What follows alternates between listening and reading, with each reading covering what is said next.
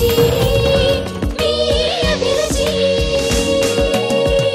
ఆనంద్ గారు రెడీయా? రెడీ అండి. మీరు ఏదో క్యాప్సికమ్ కర్రీ అన్నారు. జింజర్ మిస్ అయింది.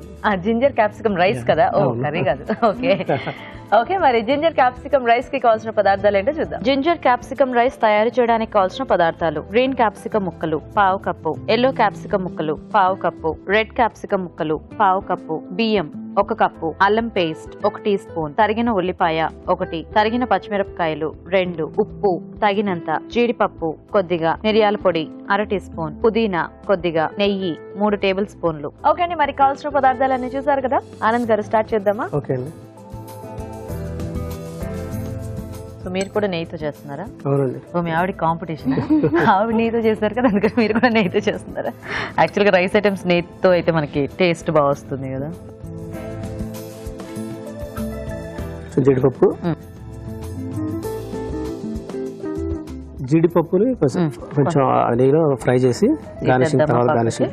Okay okay okay. So pepper అంటే బెల్ పెప్పర్ కలర్ తీసుకున్నారు అనమాట, క్యాప్సికమ్. అవునండి. నైస్. సో ఈ రెసిపీ ఎవరు నేర్పించారు మీకు? శ్రీదేవ్ గారేనా? అంతే కదండి. అంతేనా?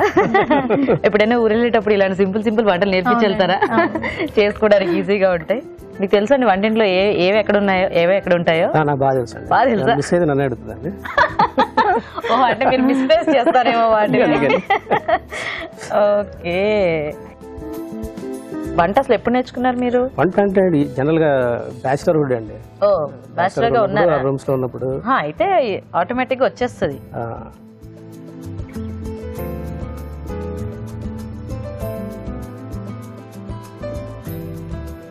తర్వాత ఈ కొంచెం పచ్చిమిర్చి అండి. ఓకే. యాక్చువల్ గా మగవాళ్ళు కూడా చాలా బాగా వంటలు చేస్తారని నాకు ఈ సెగ్మెంట్ పెట్టిన తర్వాతే తెలిసింది. అంటే కొంతమంది ఇక్కడికి వచ్చి చాలా ప్రొఫెషనల్ గా చేస్తున్నారు యాక్చువల్ గా. బట్ యాక్చువల్ గా పురాణాలు కూడా ఉంటాయి కదండి. అది ఓకే, బట్ ఇలా మా దాంట్లో ఉంటాయి జీన్స్. అంతేనా? అక్కడ నుంచి అలా వచ్చేసినాయి అంటారా? ఓకే, మొత్తం వేసేస్తారా? వేసారు.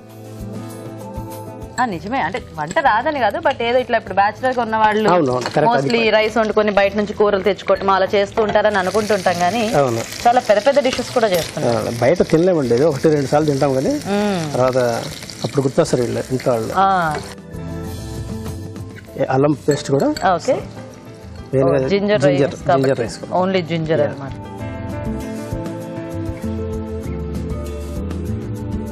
సో మీ కొలీగ్స్ ఎవరైనా ఇప్పుడు షో చూస్తే, ఆనంద్ మాకు కూడా కొంచెం ఆ రైస్ పట్టుకురావా ప్లీజ్, ఎప్పుడైనా అలా తినాలనిపిస్తుంది అంటారేమో. బాగా చేస్తున్నారు. సో రైస్ ఐటమ్స్ లో మనకు ఆనియన్ కొంచెం అట్లా మరీ ఎక్కువ వేగకపోయినా బాగానే ఉంటుంది కదా. అవునండి. ముందు ఈ జింజర్ కొంచెం పచ్చి కదా, అది పోతే. సో మీ పిల్లలు అన్ని తింటారండి ఇట్లా అల్లం ఫ్లేవర్ గానీ? అది తింటారండి, కనిపించకుండా. అదే కొంతమందికి ఏంటంటే అల్లము వెల్లుల్లి ఇలాంటివన్నీ కూడా, కొంతమందిని చూసాను నేను, అంటే అల్లం స్మెల్ వచ్చినా తినరు, అల్లం దాంట్లో ఉందని తెలిసినా తినరు. కొంచెం మెత్తేస్తుంది. ఓకే. సో పుదీనా. సో బాక్సెస్ లో అలా పెట్టుకోవడానికి రైస్ ఐటమ్స్ బాగుంటాయి కదా. అవునండి. 2-3 బాక్సులు తీసుకెళ్ళాక ఒక బాక్స్ కోసం అన్ని కలిసి వచ్చేస్తాయి. అవును. కాకపోతే ఇప్పుడు రైస్ ఐటమ్స్ ఎక్కువ తెలుసుంటారు, పర్లేదు. మా ప్రోగ్రామ్ చూస్తారన్నారు కాబట్టి మీరు, మా దాంట్లో ఎన్ని వేలు చూపించామో రైస్ ఐటమ్స్ అయితే. నెక్స్ట్ క్యాప్సికమ్ వేద్దాం. సో ఇది కొంచెం బాయిల్ చేశారా? పచ్చి కట్ చేసుకున్నాయి పచ్చి. So green, red and yellow colourful ఉంటుంది. కలర్ఫుల్ గా ఉంటుంది. మెయిన్ పిల్లల్ని కొంచెం ఇలాంటివన్నీ తినిపించారంటే, ఇలా కలర్ఫుల్ గా చేస్తే అట్రాక్టివ్ గా ఉంటే వాళ్ళు హ్యాపీగా తినేస్తారు. సో ఈ ముక్కలు కొంచెం సాఫ్ట్ అవ్వాలా. సాల్ట్ ఏమైనా ఇప్పుడు యాడ్ చేద్దామా? కాస్త అవసరం. సాల్ట్ కూడా యాడ్ చేద్దాం ఇప్పుడే.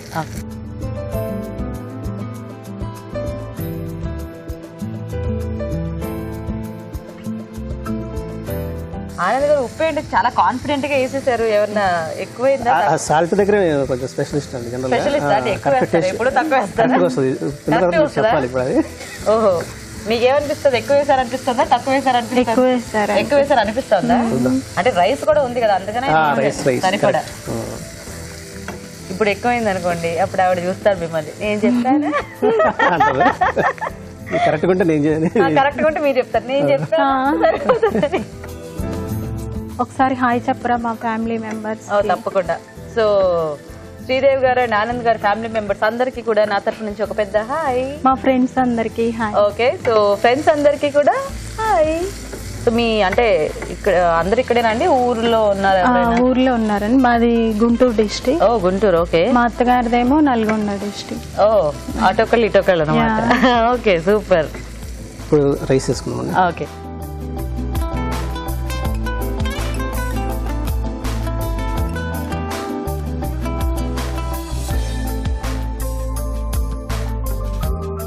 ఒకసారి గుంటూరు ఒకసారి నల్గొండ వెళ్తుంటారా? అంతేనా? సమ్మర్లో గుంటూరు వెళ్ళకూడదు, చాలా ఎండు. మిర్చి ఆడికి అస్సలు వెళ్ళకూడదు. మీ కారం అంతా గుంటూరు నుంచి తెచ్చుకుంటారా? కారం అటు సైడ్. అవును. నిన్న అంటే రీసెంట్ గా ఇలా మీలాగా ఒక కప్పులు వచ్చారు, అది చెప్పారనమాట. వాళ్ళ వైఫ్ కూడా గుంటూరు అయితే గుంటూరు కారం తెచ్చుకున్నాం మా ఆవిడ ఊరేలి అని చెప్పేసి. స్పెషల్ కదా, స్పెషల్. మెయిన్ ఇప్పుడు పచ్చళ్ళ సీజన్ కదా. ఆల్రెడీ పచ్చడి వచ్చేసిందండి. వచ్చేసిందా మీకు? ఓ సూపర్. కొత్త పచ్చడి వస్తుంటే ఆ కిక్ వేరే ఉంటుంది కదా. బాగుంది ఆనంద్ గారు, కలర్ఫుల్ గా చేశారు మొత్తానికి.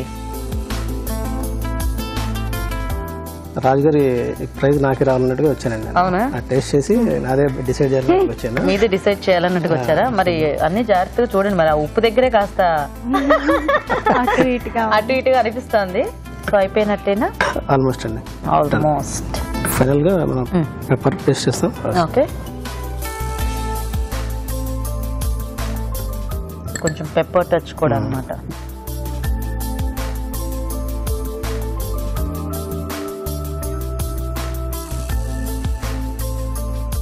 మంచి ఫ్రైడ్ రైస్ టైప్ లో వచ్చింది కదా. ఇద్దరివి బాగా చేశారు యాక్చువల్గా. లుక్ వైజ్ గానే ఇద్దరివి చాలా బాగున్నాయి.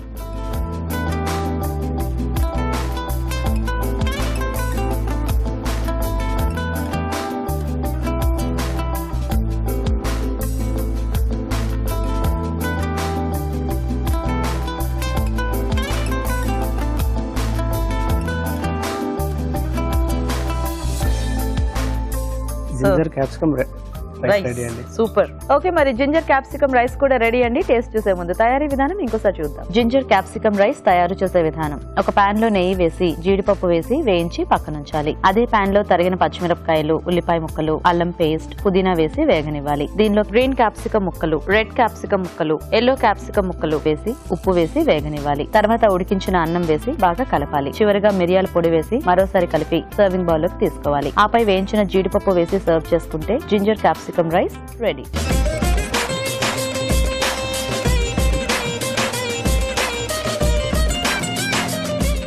ఓకే అండి, మరి రైస్ తయారీ విధానం చూసారు కదా. సో రాజు గారు బాగా ప్రైజ్ రావాలని బాగా ఏంటి కాంపిటేటివ్ స్పిరిట్ తో చేశారు ఆనంద్ గారు రైస్ ఐటమ్. ఓకే,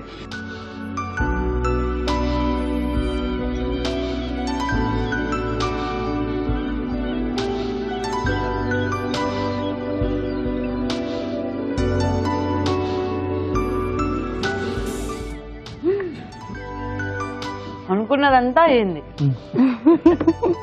అన్ని బాగా చేశారు కదండి, చాలా బాగా వచ్చింది.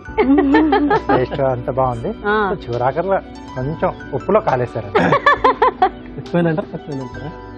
రాజుగారు చెప్తారు సో కొంచెం ఎక్కువైంది, మోతాదు గురించి కొంచెం ఎక్కువ, లైట్ గా. సో రైస్ క్వాంటిటీ ఇంకొంచెం పెంచినా కూడా అది కొంచెం బ్యాలెన్స్ అది కొంచెం. యా,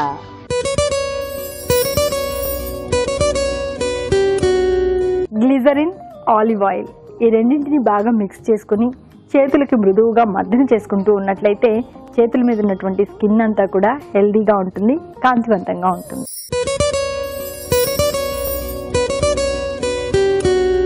చాలా మంది చేసే పని ఏంటంటే తలస్నానం చేసి చేయంగానే ఆ తడి జుట్టుని ఎలా పడితే అలా దువ్వేస్తూ ఉంటారు. జుట్టు బాగా రాలిపోతుంది, మాకే ఎందుకు ఇలా జరుగుతుంది అని బాధపడుతూ ఉంటారు. కానీ జుట్టు సంరక్షణ విషయంలో మనం ఎన్ని జాగ్రత్తలు తీసుకుంటామో జుట్టు దూకునే విషయంలో కూడా చిన్నపాటి జాగ్రత్తలు తీసుకోవాలి. అది ఎలా అంటే తలస్నానం చేసిన వెంటనే తడి జుట్టును అస్సలు దువ్వకూడదు. జుట్టు కాస్త ఆరిన తర్వాత కాస్త వెడల్పు పళ్ళున్న దువ్వెంతో బాగా దూకుని దాని తర్వాత సన్నటి పళ్ళున్న దువ్వెంతో దూకున్నట్లయితే చిక్కంతా వచ్చేయడమే కాకుండా జుట్టు రాలడం కూడా ఉండదు.